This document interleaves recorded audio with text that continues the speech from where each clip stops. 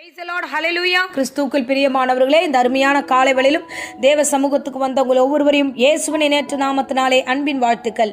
இந்த நாளிலும் வெளிப்படுத்தல் 1ஆம் அதிகாரம் 17வது வசனம். இதுல ஒரு சம்பவத்தை நாம் பார்க்கிறோம்.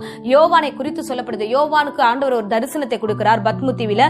அப்போது அவர் பயந்து தேவனுடைய பாதத்துல விழும்பொழுது அப்பொழுது வருகிற சத்தம், தேவதூதன் அந்த இடத்துல வந்து பேசுகிற வார்த்தை, பயப்படாதே, நான் முந்தினவரும் பிந்தினவரும் உயிர் உள்ளவருமாய் இருக்கிறேன். ஆமென், ஹல்லேலூயா. இப்போ இந்த அருமையான வார்த்தைக்காக நான் நன்றி செலுத்துகிறேன். ஏன்னா சில நேரங்களில் நமக்கு பயம் வரும்போதெல்லாம் கர்த்தருடைய வார்த்தை தான் அந்த காரியத்திலிருந்து நம்மளை வெளியே கொண்டு வரும். ஆமென், ஹல்லேலூயா.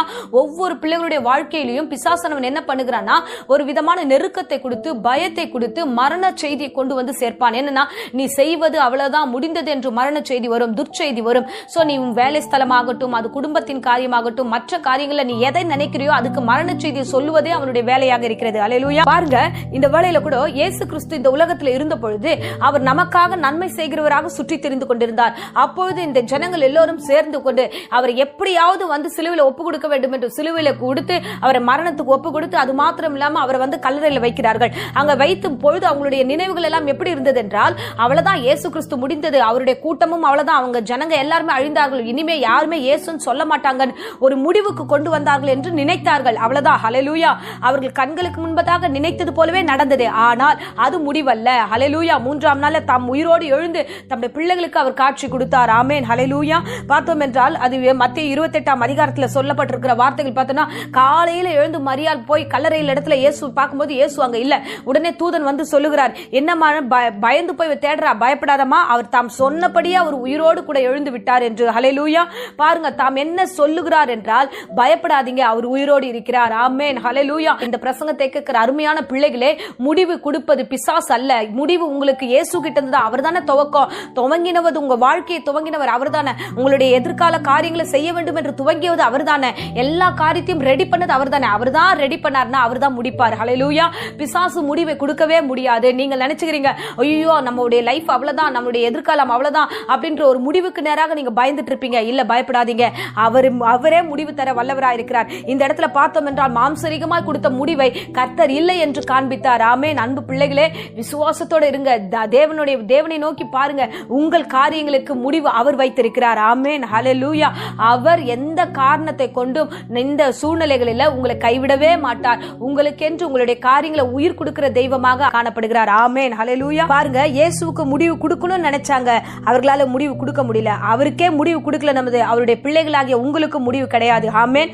இயேசுதான் உங்கள் வாழ்க்கையை துவங்கியது, இயேசுதான் உங்களுக்கு முடிவு கொடுக்கும் வல்லவராய் இருக்கிறார். ஆமென், ஹல்லேலூயா. பாருங்க, இந்த வேளையில கூட அவ அந்த கல்லறைக்கு வந்தது நோக்கம் என்னன்னா, மரித்து போன இயேசுவின் சரீரத்தை பார்க்க தான் வந்தா. ஆனா அங்கே அவளுக்கு ஒரு நற்செய்தி காத்திருந்தது. துக்கத்தோட, வேதனையோட, இருட்டோட ஓடி வருகிறார். அருமையான பிள்ளைகளே, துக்கத்தோட, வேதனையோட, அழுகையோட, ஐயோ என்னுடைய விஷயம் இப்படியா இருக்குது, எங்க குடும்ப விஷயம் இப்படியா இருக்கு, என்னுடைய தனிப்பட்ட காரியம் இப்படியா இருக்கு, அழுது கொண்டிருக்கிறியா, உங்களுக்கு நற்செய்தி காத்திருக்கிறது. கர்த்தர் உயிரோடு இருக்கிறார். ஆமென், ஹல்லேலூயா.